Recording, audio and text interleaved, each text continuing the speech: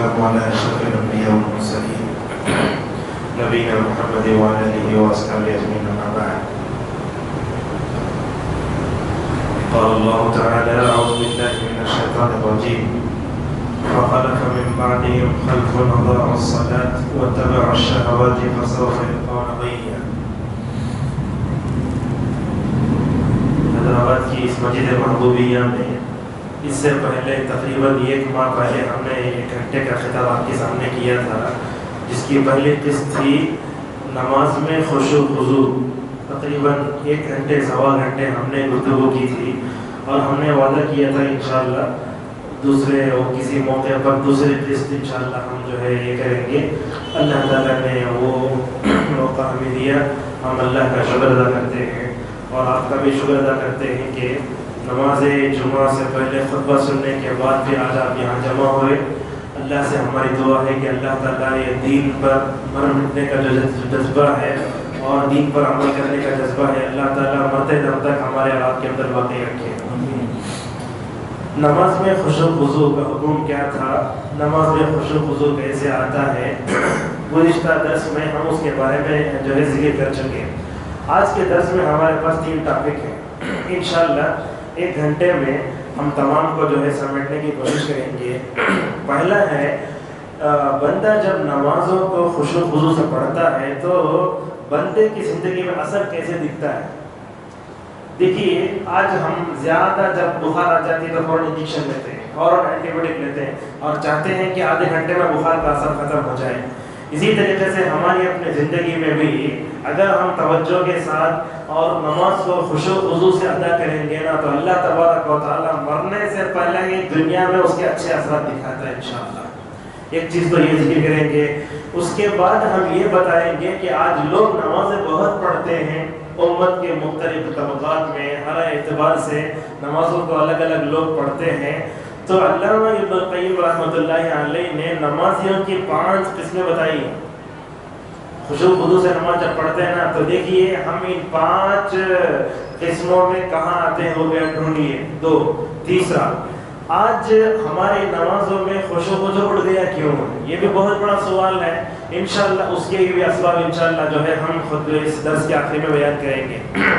معزز حاضرین، سب سے پہلے ہم نے سورہ مریم کی ایک آیت پڑھی. اللہ تبارک و تعالیٰ اس میں فرماتے ہیں فَخَلَفَ مِن بَعْدِهِمْ خَلْفٌ أَضَاعُوا الصَّلَاةَ وَاتَّبَعُوا الشَّهَوَاتِ فَسَوْفَ يَلْقَوْنَ غَيًّا. اللہ نے فرمایا کہ دنیا میں ایسے لوگ آتے رہتے ہیں جو کیا کرتے ہیں، نماز کو ضائع کرتے ہیں. نماز کو ضائع کرنے کا نتیجہ یہ ہوتا ہے کہ بندہ اللہ کا بندہ بننے کے بجائے خواہشات کا بندہ بن جاتا ہے.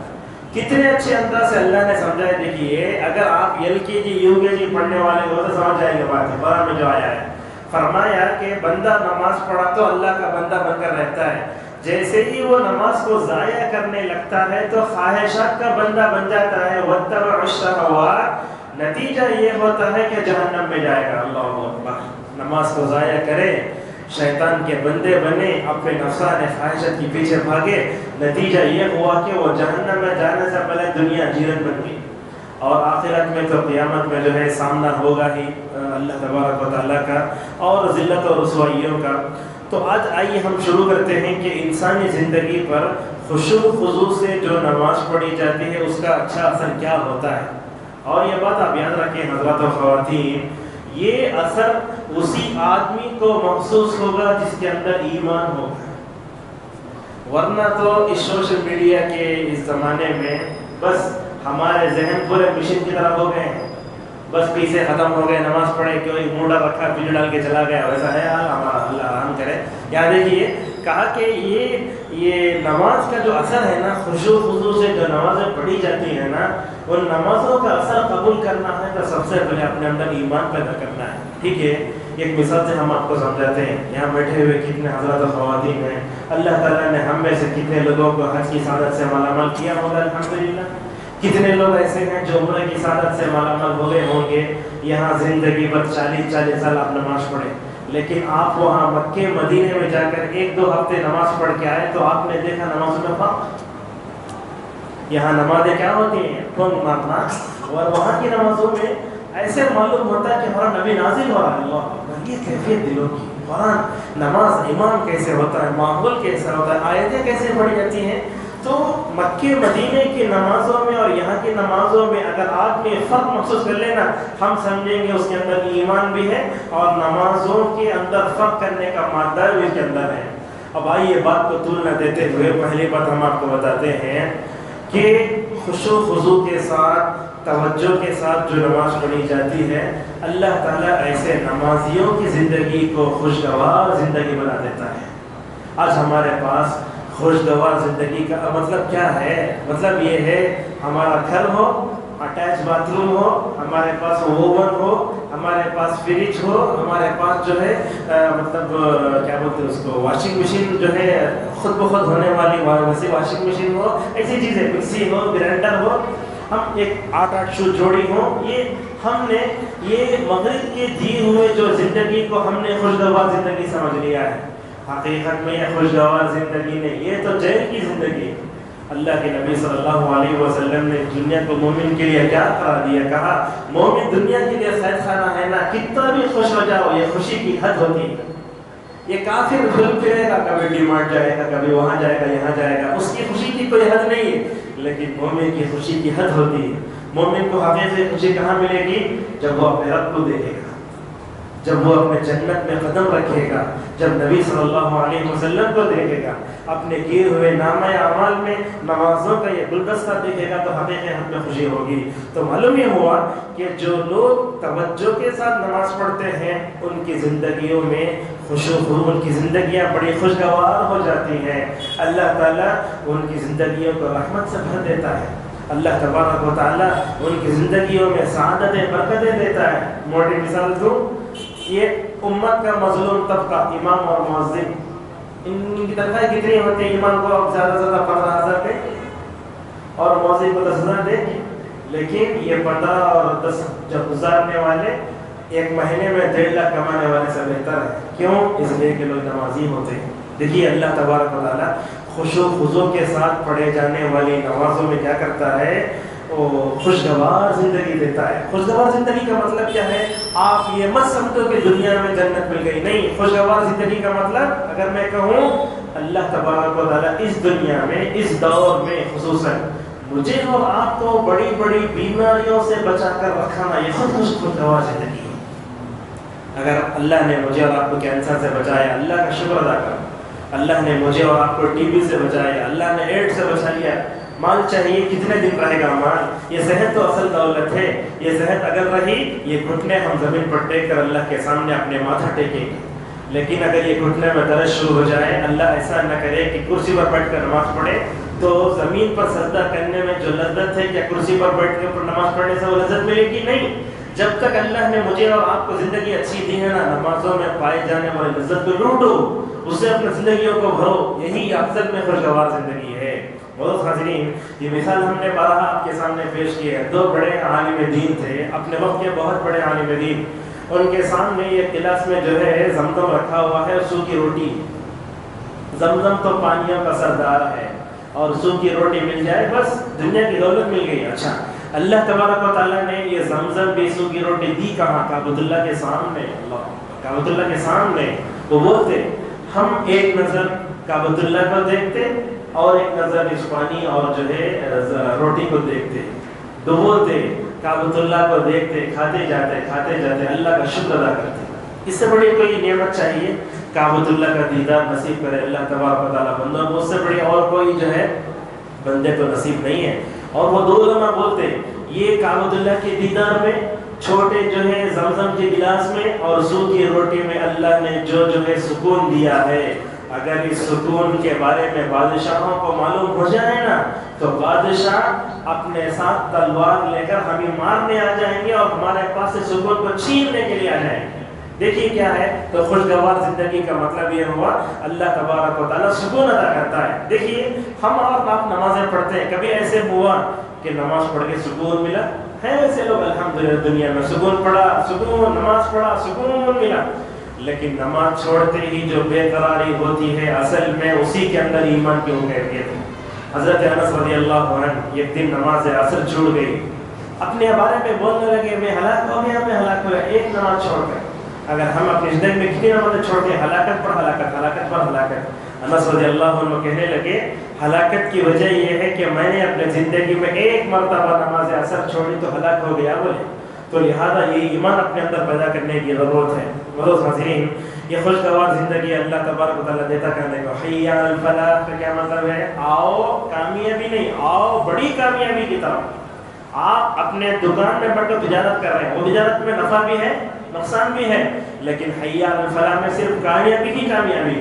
اور اللہ نے وعدہ فرمایا قد افلح المؤمنون الذین هم فی صلاتهم خاشعون، کہا وہ مومن کامیاب ہو گئے جن کو جو اپنی نمازوں میں خشوع خضوع اختیار کرتے ہیں۔ تو دنیا میں بڑی کامیابی اگر آپ لینا چاہتے ہیں تو نمازوں کو خشوع خضوع سے پڑھو۔ آپ کو مثال دیتے ہیں، میرا بچہ اگر 10 پاس ہو گیا تو گھر میں کیا خوشی کا ماحول ہوتا ہے، اگر ہماری بیٹی کو MBBS کی سیٹ مل گئی تو کیا خوشی کا عالم ہوتا ہے۔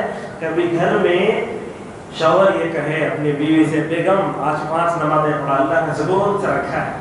بیوی کہے اللہ نے مجھے بھی نماز پڑھنے کا جو ہے موقع دیا، میں اتنے خوش ہوں۔ اسی لیے علی رضی اللہ عنہ کہا کرتے تھے عید کا دن وہ دن نہیں جس دن آدمی نئے کپڑے پہنتا ہے، عید کا دن تو وہ دن ہے جس دن بندہ اپنے رب کی نافرمانی نہیں کرتا ہے۔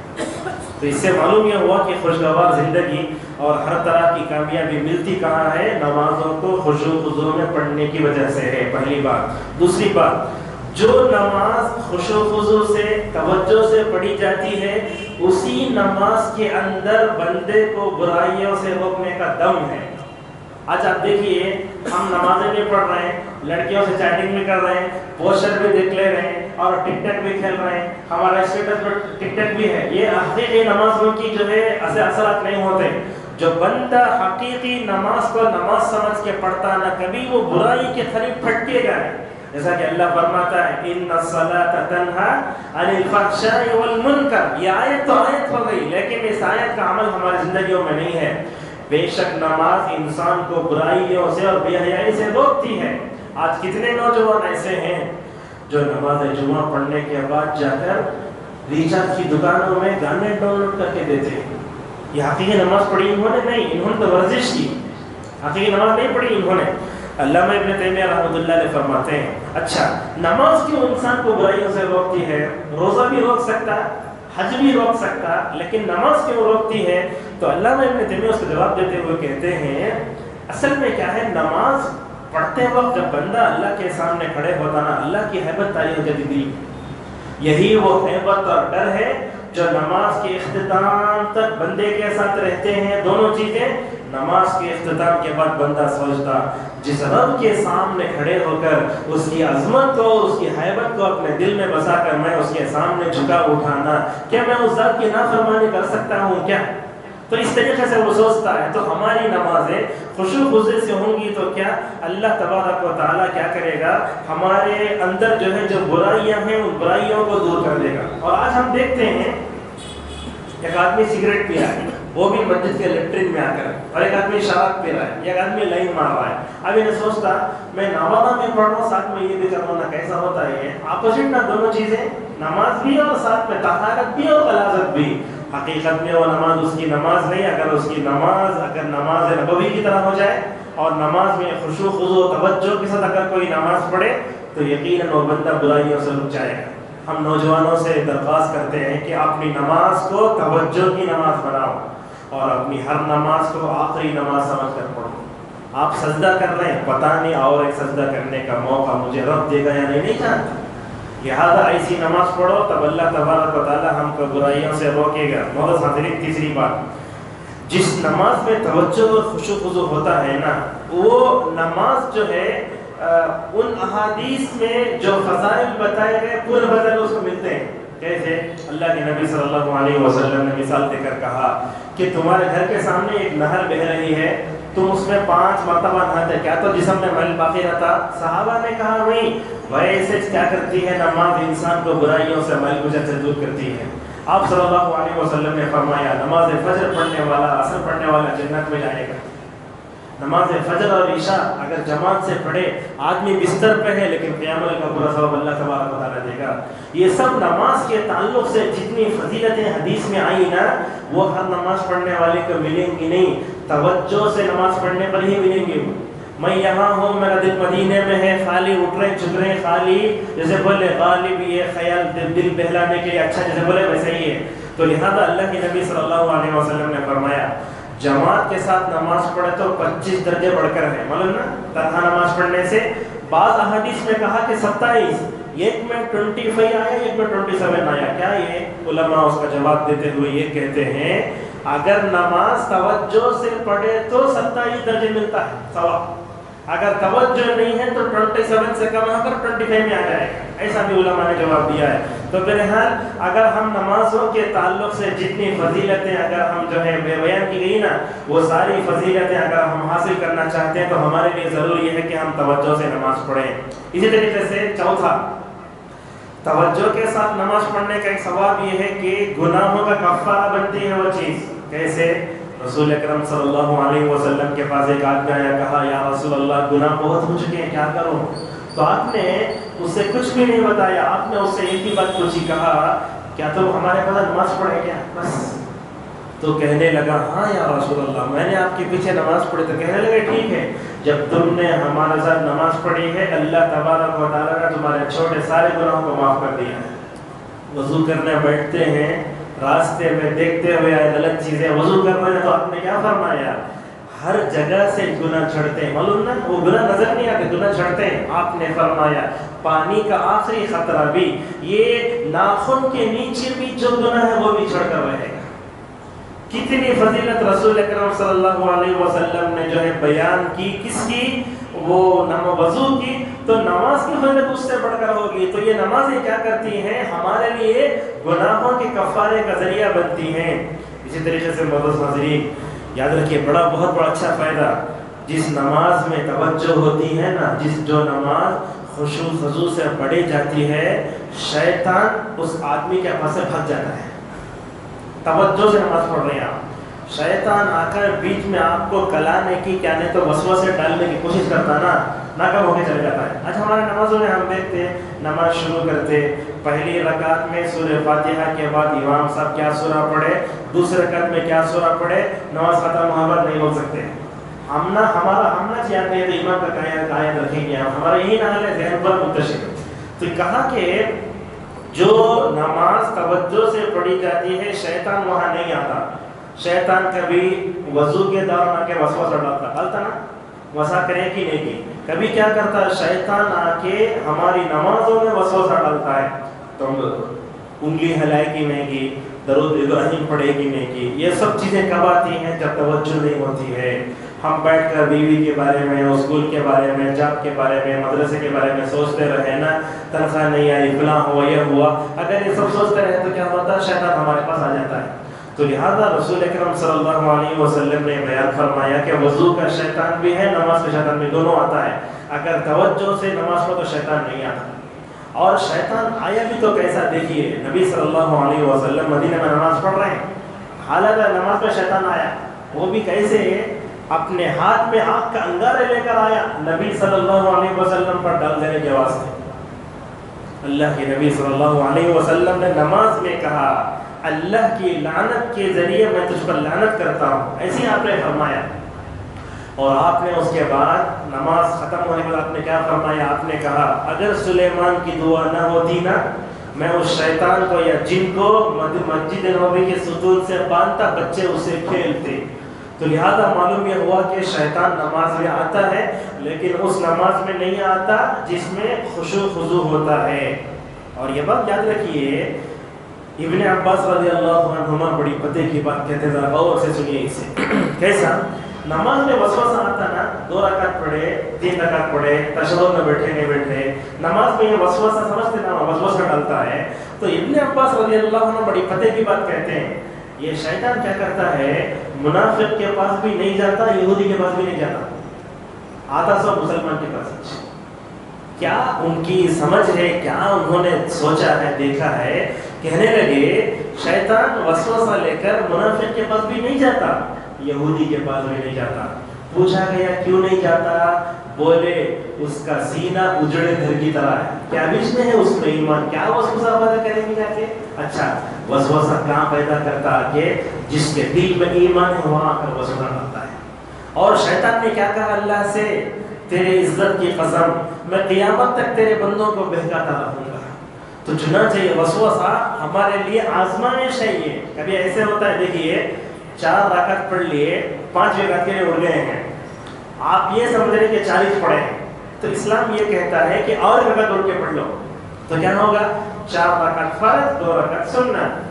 شیطان ہماری نماز میں اجر و ثواب کم کرنے کے لیے آیا، لیکن شریعت نے کہا کہ تمہاری تعداد بھی بڑھ گئی اور اجر و ثواب بڑھ گیا، شیطان کا مکالمہ ہو گیا۔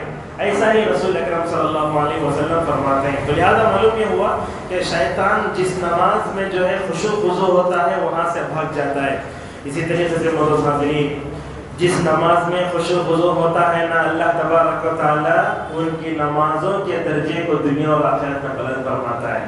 کتنے لوگ ماضی میں نماز پڑھے ہوں گے، لیکن ان لوگوں کی نمازوں کا تذکرہ قرآن و حدیث میں ہے جنہوں نے توجہ سے نماز پڑھی، ورنہ تو منافقین بھی نماز پڑھتے تھے نا۔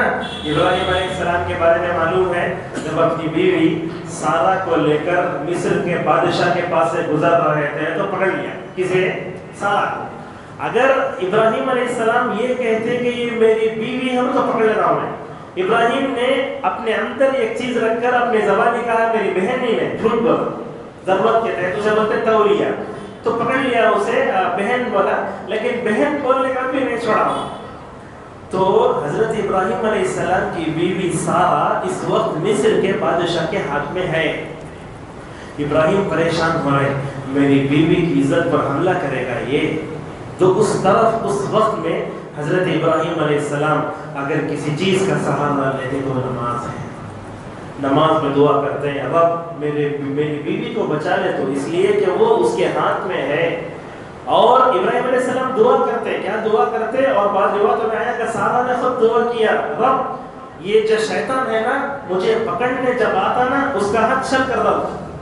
ایسے ہی ہوا، جیسے ہی وہ بادشاہ سارہ کو پکڑنے آتا ہاتھ نیچے گر جاتا۔ اللہ اکبر، نماز میں طاقت ہے کیسی۔ حضرت ابراہیم نے اپنی بیوی کو بچانے کے لیے اللہ تبارک و تعالیٰ سے نماز پڑھ کے دعائیں کی، اللہ تعالیٰ نے مصر کے بادشاہ کے ظلم سے حضرت ابراہیم کی بیوی کو بچا لیا۔ اس طریقے سے دیکھتے جاؤ، ہم کیا مثال دیں۔ خبیب رضی اللہ عنہ کو جانتے نا، مکے میں لوگ پکڑ کے لے گئے اور ان کو پھانسی دینے کا وقت آیا، اللہ کے پاس جا رہے ہیں، اپنے ظاہر و باطن کو پاک کر کے جا رہے ہیں۔ کیا کیا؟ بلیڈ ہاتھ میں تھی، ایک بچہ ان کے پاس چلے گیا مکے والوں کا، تو وہ بچی جو بچے کی ماں تھی وہ خبیب میرے بچے کو مت مارو تم، وہ کیا سمجھ گئی بلیڈ سے خبیب رضی اللہ عنہ سے مار دیں گے، بولے نہیں مارتا میں اسے۔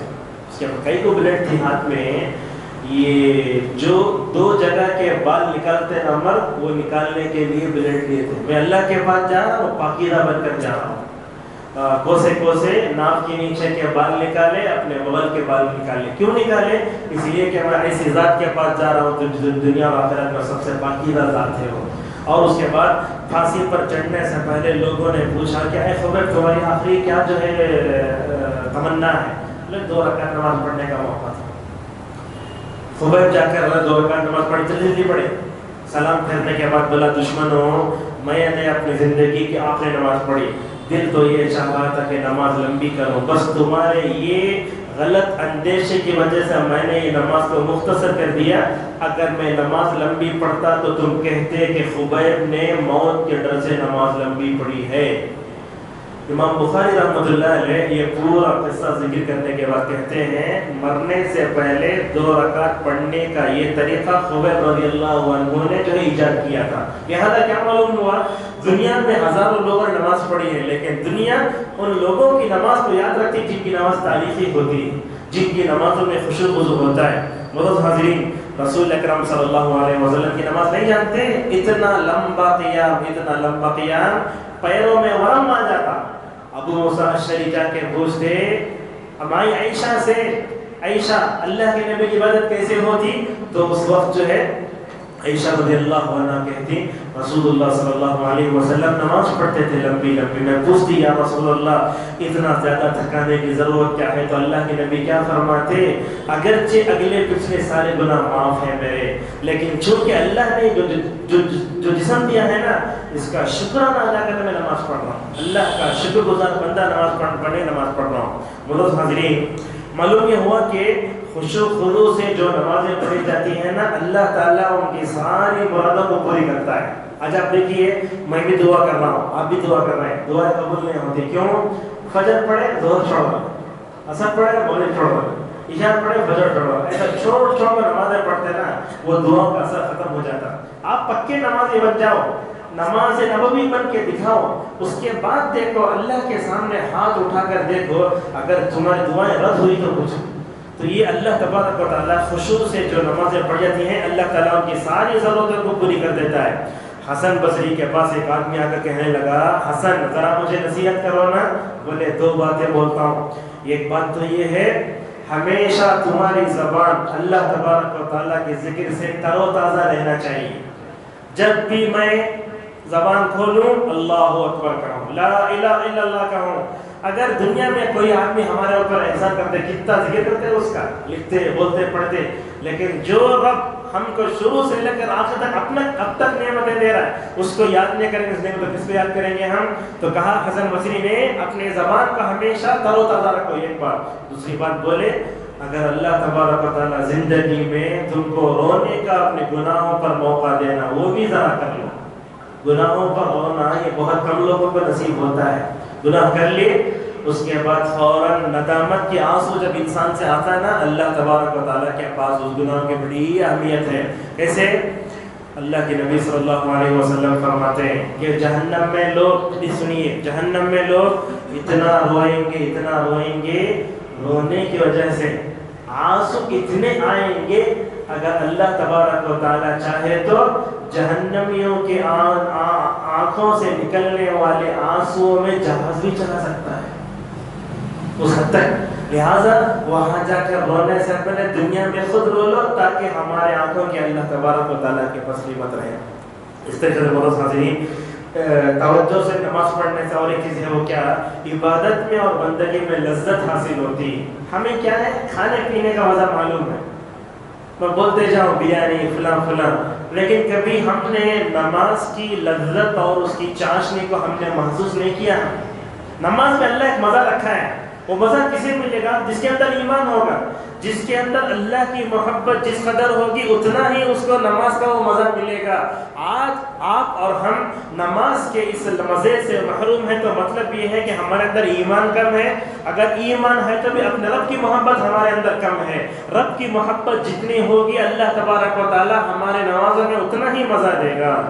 اور ایک بات ہے، بڑا اچھی بات لکھی ہے، جو لوگ نمازیں پڑھتے رہتے ہیں نا، اللہ ان کی دعاؤں کو قبول کرتا ہے۔ یہ ہم نے بات کی دلیل دیکھی ہے، سورہ انبیاء کھولیے، اللہ تبارک و تعالیٰ وہاں ایوب کا، زکریا کا، لوط کا، سلیمان کا پورا تذکرہ کرنے کے بعد آگے فرماتا ہے، ان نبیوں نے جو دعائیں کی ہم نے قبول کی۔ کیوں؟ اس لیے کہ وہ کیا کرتے تھے، توجہ سے نماز بھی پڑھتے تھے، اور اللہ تبارک و تعالیٰ کی رضامندی کو مکمل طور پر جو ہے آگے بھی کرتے تھے۔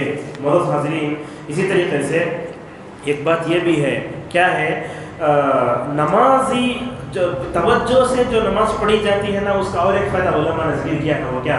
توجہ سے نماز پڑھو، اللہ تعالیٰ آپ کو بھلائی کے ہر میدان میں آگے لے جائے گا۔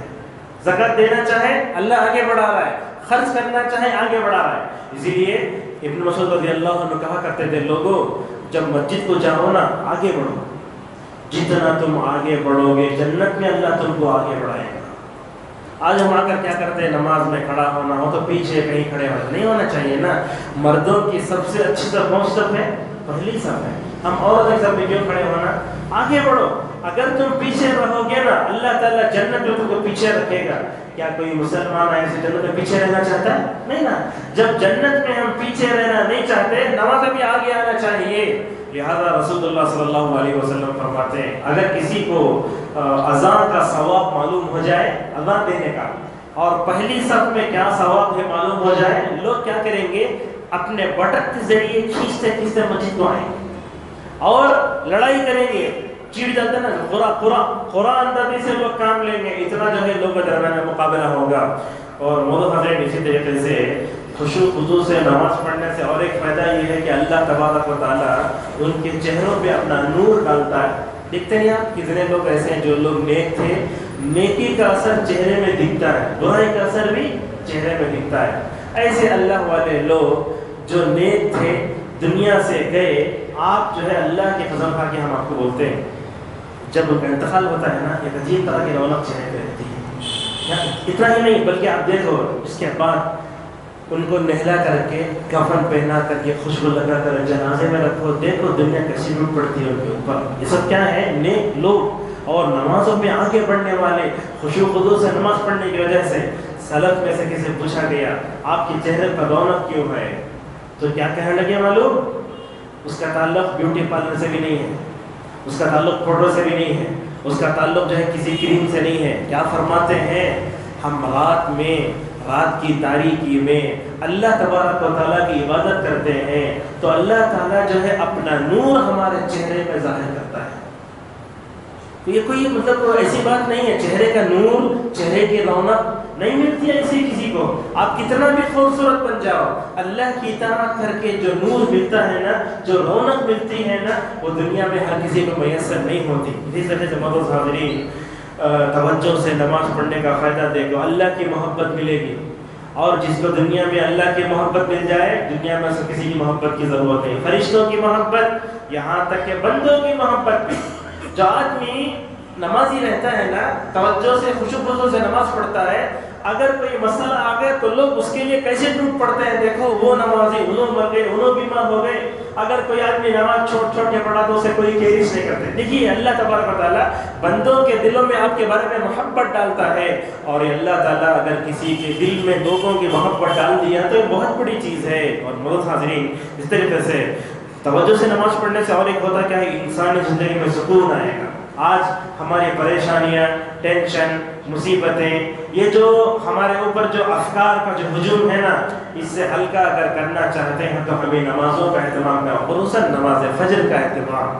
ایسا کرنے سے کیا ہوگا, ہماری زندگی میں سکون آئے گا. آج ہم سکون کیسے استعمال کرتے ہیں بتاؤ؟ آپ روئیں گے اگر میں بولا تو. ایک باپ کا انتقال ہوا, 3 دن کے بعد ہم اس کے گھر گئے. بیٹی ہے, ہیڈ فون لگا کے گانے سن رہی. جا کے اس سے پوچھے کیوں ایسا کر رہی ہو تو کیا بولتی معلوم ہے؟ اپنے باپ کا غم مٹا رہی ہے. کیا تربیت ہوئی ہوگی, ماں کا کیا حال ہوگا, بچوں کا کیا حال ہوگا. ہم اپنے بچوں کو ایسے بنا کر جائیں کہ بچہ ہمارے باپ کا نماز جنازہ پڑھانے کے لائق. ہم دنیا سے ایسے جائیں کہ اگر ہم چلے جائیں تو ہماری اولاد ہمارے حق میں یہ کہے رب ارحمہما کما ربیانی صغیرا. اپنے بچوں کو ایسے بنا کر جاؤ. اور اس طریقے سے معزز حاضرین, اللہ تبارک و تعالیٰ کے سامنے توجہ سے نماز پڑھنے سے کیا ہے, اللہ کی عظمت اور اس کا ڈر ہمارے دلوں میں بیٹھتا ہے. سلف میں سے ایک ہیں جب وہ کہتے ہیں جب میں نماز پڑھنے کے لیے کھڑا ہوتا ہوں میں سمجھتا ہوں پل صراط پر کھڑا ہوں. کیا تصور ہے, پل صراط پر کھڑا ہوں. میں سمجھتا ہوں کہ میرے دائیں جانب جنت ہے اور بائیں جانب جہنم. یہ تصور کر کے پڑھیں گے تو ہمارے نمازوں میں کیسے جو ہے اللہ تبارک و تعالیٰ ثواب دے گا. اللہ کی عظمت یاد رکھیے, ابن القیم رحمۃ اللہ علیہ فرماتے ہیں جو بندہ, دیکھیے کیا نماز میں کھڑے ہو کر محسوس کرنے والوں کو خود ہی لکھ سکتے ہیں, جو بے عمل علماء ہیں وہ نہیں لکھ سکتے. جو ہم بات آگے بیان کرنے جا رہے ہیں, کہتے ہیں جو آدمی اللہ کے سامنے دنیا میں کھڑے ہو کر نماز پڑھتا ہے اس کے لیے قیامت کے دن اللہ کے سامنے کھڑے ہو کر جواب دینا بھی آسان ہوگا. کتنی دور کی بات, نماز میں کھڑے ہو رہے, اللہ کی عظمت محبت آپ کے دل میں ہے. دیکھیے نماز میں کھڑے ہو گئے نا, اللہ کے سامنے کھڑے ہو کر جواب دینا آپ کے لیے بہت آسان ہے. جو لوگ یہاں اللہ کے سامنے کھڑے نہیں ہوئے وہاں کھڑے ہو کر کیا جواب دیں گے. دنیا میں اگر کوئی جرم ہمارے سے ہو گیا, پوری پبلک سے چھپ کر بھاگتے رہتے نا, لیکن اللہ کے سامنے اگر ہم نماز نہیں پڑھے, اللہ پوچھا نماز کیوں نہیں پڑھے, اور احادیث میں یاد رکھو اللہ تعالیٰ بندے کے اتنے قریب ہوگا, اللہ تعالیٰ بندے کے ہاتھ پر ہاتھ رکھ کر اس کے کندھے پر ہاتھ مارے گا اور پوچھے گا بندے یہ کیا تم نے, بتانے سے پہلے پوچھے گا, بندہ کہے گا نہیں, تو اللہ فرمائے گا میرے پاس پورا جو ہے کیا ہے مکمل طور پر موجود ہے, بتاؤ دلیل. جب بتائے گا تو بندہ پشیمان ہو جائے گا. تو لہذا یہ نماز جو کھڑے ہوتے ہیں نا, اصل اللہ کے سامنے کھڑے ہو کر جواب دینے کے لیے آسانی پیدا کی جاتی ہے. معزز حاضرین, اب ہم سلف کے کچھ نمونے آپ کے سامنے پھر غور سے سنیں, سلف کی نمازیں کیسے ہوتی تھیں. اللہ کے نبی صلی اللہ علیہ وسلم کی نمازوں کا حال تھا ہی. اللہ کی نماز کیسے پڑھتے؟ اتنا روتے ایسے معلوم ہوتا کہ کسی برتن میں پانی رکھ کر چولہے پر رکھ دیا گیا ہے. وہ پانی کھولے تو کیسے آواز آتی خشیت الہی سے. رسول اللہ صلی اللہ علیہ وسلم ویسے روتے تھے. بہرحال بات لمبی ہے، وقت بھی ہمارے پاس کم ہے اور آگے بڑھتے ہیں. دیکھو اس امت میں سب سے افضل کون؟ ابو بکر رضی اللہ عنہ. ان کی نمازوں کا کیا حال؟ مکے میں اپنے گھر کے آنگن میں جا کے نماز پڑھتے. قرآن پڑھنے کا اتنا شاہانہ انداز، کفار مکہ کی عورتیں اپنے گھروں سے باہر آ کر جھانک کر یہ قرآن ابو بکر کا سن کر رویا کرتی تھی. اور اسی طریقے سے دیکھو عمر رضی اللہ عنہ نماز کیسے پڑھتے. اس وقت مائک سب نہیں تھی، اگر آج امام رویا تو عورتوں کو بھی سنا آتا. ایک صحابی بولتے حضرت عمر رضی اللہ عنہ نماز فجر میں سورہ یوسف پڑھ رہے ہیں. سورہ یوسف پڑھ کے اتنا روئے، آخری صف میں تھا، مجھے اچھا سنائی دیا. اب اتنا ہی نہیں اور آگے سنیے کیا ہے. حضرت عمر رضی اللہ عنہ مرتبہ والطور و کتاب مستور فی رق منشور پڑھے. اتنا روئے روئے روئے. اس میں کیا ہے؟ عذاب آنے والا ہے، تم کو چھوڑا نہیں جائے گا، جہنم میں ڈالا جائے گا. اتنا روئے روئے نماز میں بیمار ہی ہو گئے. اتنا بیمار ہوئے کہ لوگ جا کے عیادت کرنے پر مجبور ہو گئے. اور عمر رضی اللہ عنہ کہ ان دونوں آنکھوں کے سامنے دو کالی لکیریں تھیں. وہ دونوں کالی لکیریں کیا؟ خشیت الہی سے رو رو کر ان کا وہ حال تھا. بہت حاضرین یہاں خواتین بھی ہیں، مثال دیتے ہیں. دیکھو آج ہماری خواتین جو نمازیں پڑھتی ہیں، اللہ رحم فرمائے، نماز میں ہنسنا، نماز میں ہٹ جانا، نماز میں بچوں کو اٹھانا، کیا کیا کرتے ہیں. ہماری عورتوں میں نمازوں میں سنجیدگی نہیں ہے. یہ عائشہ رضی اللہ عنہا ہیں، وہ کہتے ہیں کہ ایک مرتبہ ان کے دو واقعات ہیں. خواتین غور سے سنیں، دو واقعات ہیں. ایک واقعہ یہ ہے کہ ایک مرتبہ وہ گھر سے باہر نکلی، جنگ میں گئی، معلوم نا جنگ جمل میں جا کر جو ہے لڑ کر آئی. کس کے ساتھ؟ علی رضی اللہ عنہ کے ساتھ. جب سورہ احزاب میں اللہ نے کہا کہ اے نبی کی بیویوں، تم جو ہے معاشرے کی معمولی عورتوں کی طرح نہیں، تم آئیڈیل ہو پورے عورتوں کے لیے، لہٰذا اپنے گھر میں ٹھہری رہو، کبھی اپنے گھر سے بغیر ضرورت کے باہر نہیں نکلنا. عائشہ رضی اللہ عنہ کے بارے میں آتا ہے جب بھی اس آیت پر آتی وَقَرْنَ فِي بُيُوتِكُنَّ ہچ ہچ کی لے کر روتی. لوگ پوچھتے عائشہ رونے کی کیا ضرورت ہے؟ بولتے کیا معلوم عائشہ لوگوں زندگی پر کسی بھی آیت کی خلاف ورزی نہیں ہوئی سوائے اس آیت کی. جب جنگ میں گئی نا وہ مجھے یاد آ رہا اس لیے رو رہی ہے. آج کی عورتیں کتنی بے پردہ ہو کر باہر گھومتی ہیں، کیا قرآن وہ نہیں پڑھتی؟ کیا وہ عائشہ کو نمونہ نہیں بنا سکتی؟ حالانکہ پردے دار عورت کو ایک مرتبہ کبھی بھی کچھ ہو جائے تو اسے رونا آ جاتا ہے. مثال دیتے سنیے، ڈیلیوری جو ہوتی ہے وہ دیکھنے والی عورتیں ہی نہ ہوتی، لیکن اگر کوئی مرد دیکھ لے تو ایمان افروز عورت کا کیا حال ہوتا ہے. دیکھیں بنگلور میں ایک عورت کی ڈیلیوری ہوئی.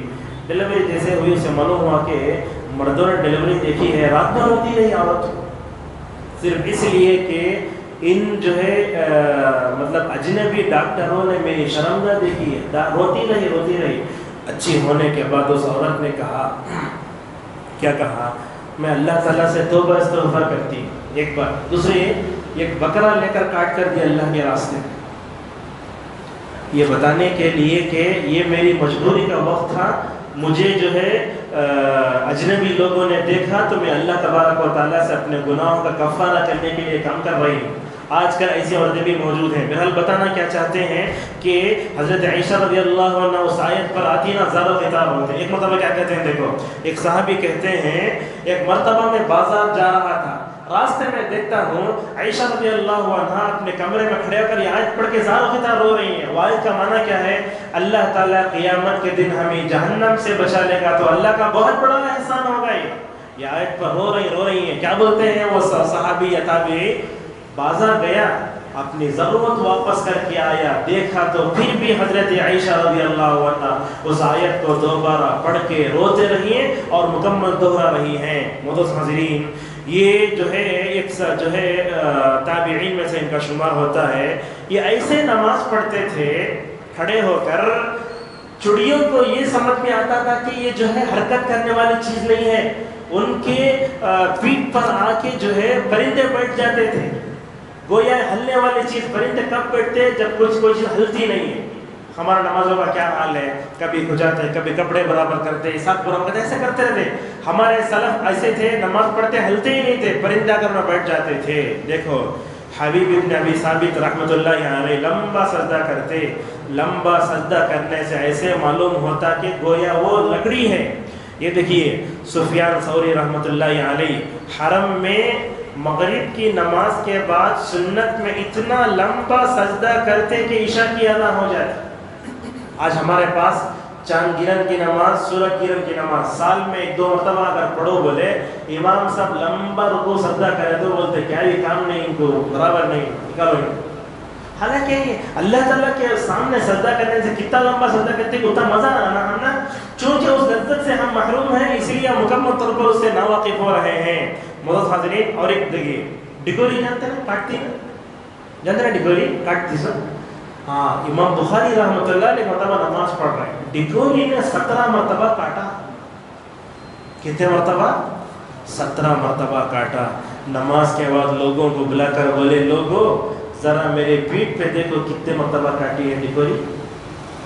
ہم مچھر کی کاٹ برداشت نہیں کر سکتے، ہمارے سلف صالحین کیسے ڈگوری کی کاٹ کو برداشت کر رہے ہیں. اور آگے کا ایک واقعہ بیان کر دیکھیے، خلف ابن ایوب رحمہ اللہ نماز میں کھڑتے ہیں، مچھر بھی آ جائے کچھ بھی آ جائے ذرا بھی ہلتے خوش و خضو کا یہ عالم.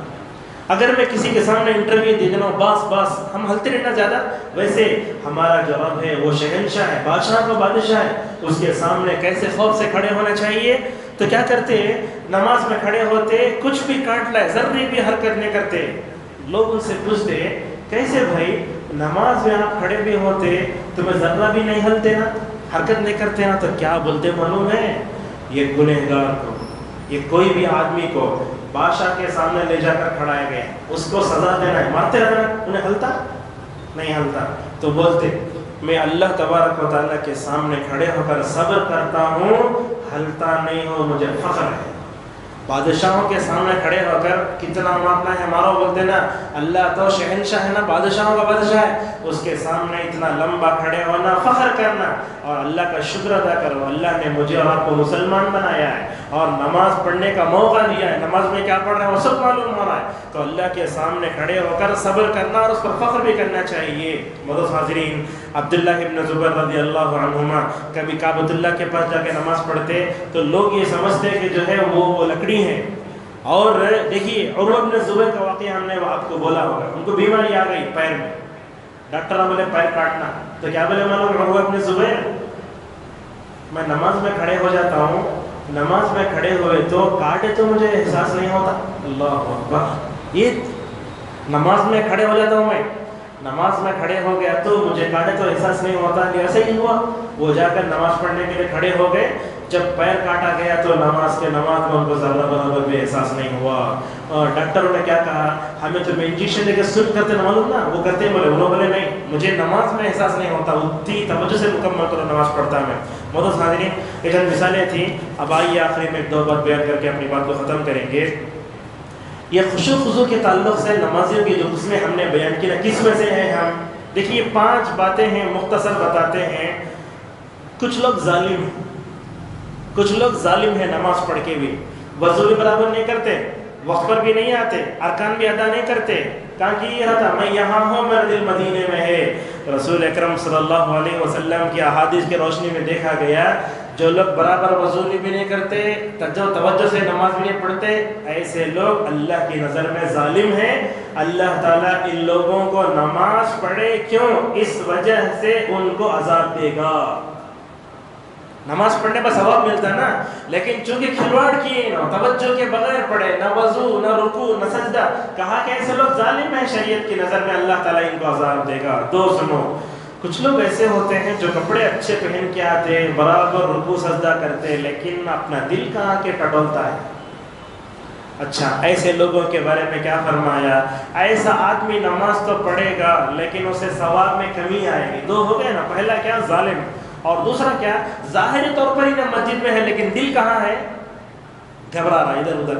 فرمایا نہیں، ایسا آدمی بھی صحیح نہیں ہے. تیسرا، ایک آدمی ایسا ہے نماز میں کھڑے ہو رہا ہے، اپنے نفس سے جہاد بھی کرتا ہے، بیوی کی یاد آ رہی ہے، بچوں کی یاد آ رہی ہے، تجارت بھی یاد آ رہا ہے، یہ سب یاد آ رہا ہے، اپنے نفس سے لڑ رہا ہے اور وسوسوں سے بھی لڑ رہا ہے، شیطان سے بھی لڑ رہا ہے.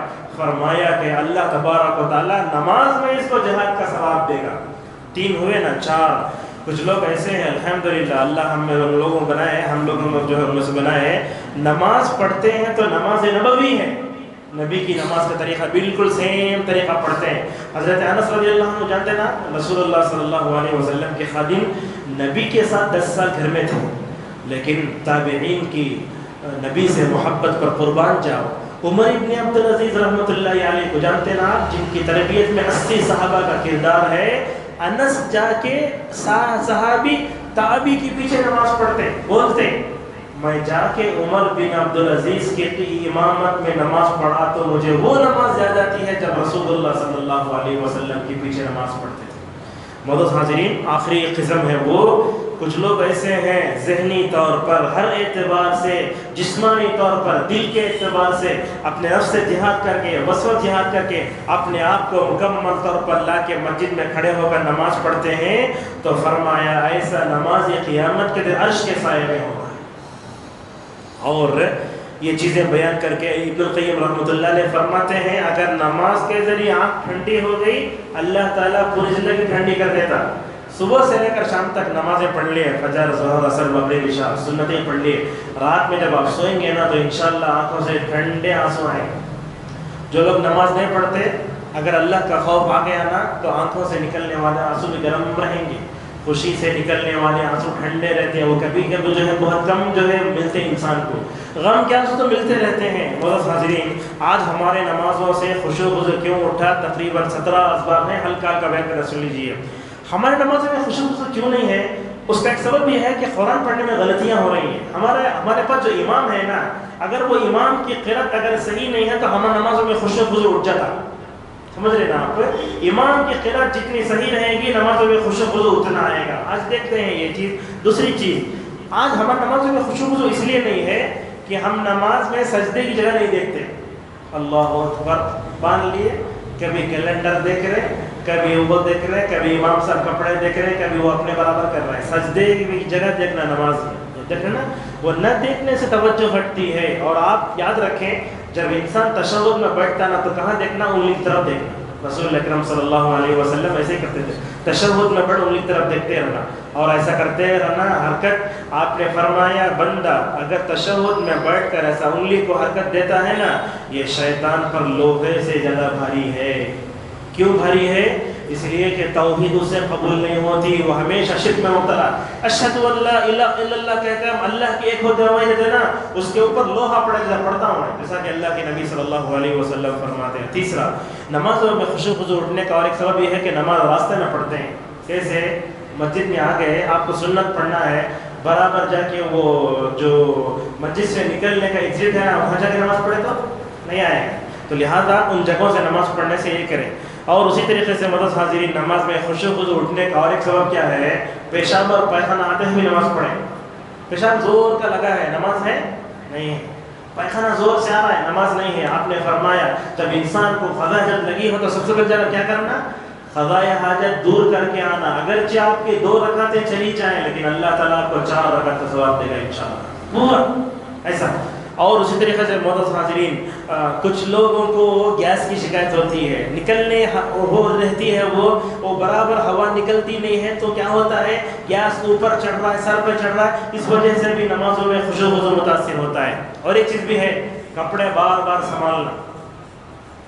ہم کیا کرتے ہیں، یہ جو آستین دیکھ رہے ہیں آپ نے لمبی سلا لیتے ہیں، اب وہ گنڈی نہیں لگاتے، بار بار کپڑے برابر کر لیتے، بنی نہیں کر رہا ہے، یہ کر رہا ہے، کھجا رہا ہے. اور عورتوں کو بولش نہ کرو، اللہ رحم کرے، وہ اوڑھنی کو ہر ایک رکعت میں کھول کھول کو بنتے رہتے. یہ صحیح نہیں ہے. آپ کس کے سامنے کھڑے ہیں؟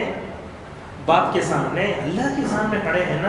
آپ کا کیسا کھڑنا، کیسا مبارک کھڑنا چاہیے نا، کسی زندگی سے کھڑنا چاہیے نا.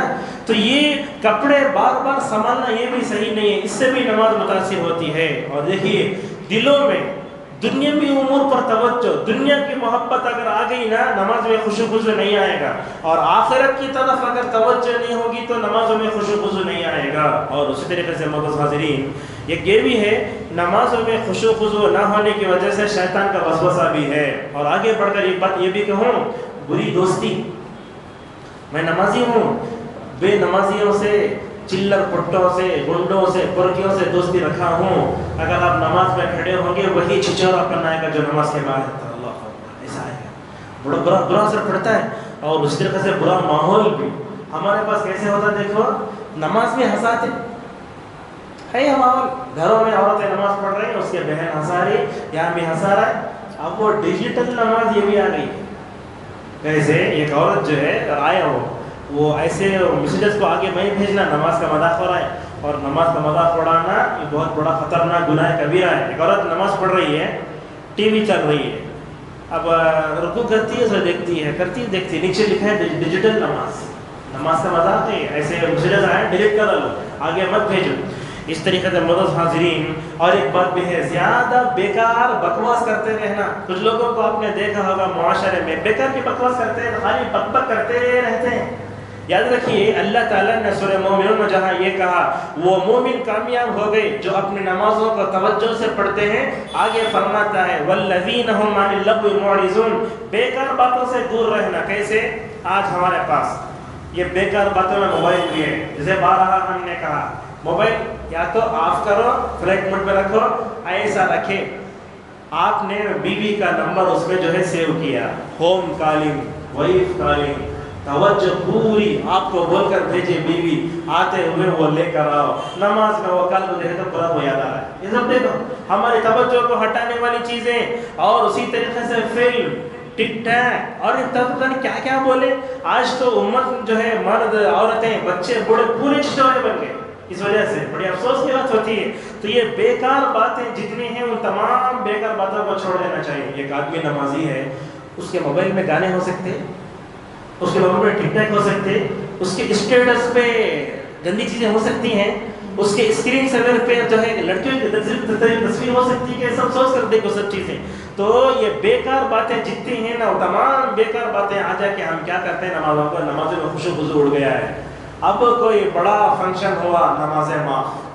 اگر کوئی مر گیا، نماز معاف. یہ کیا مصیبت ہے کہ اللہ اور اس کے رسول بولے کیا تقریب دعوت ہوئی تو نماز نہیں پڑھنا.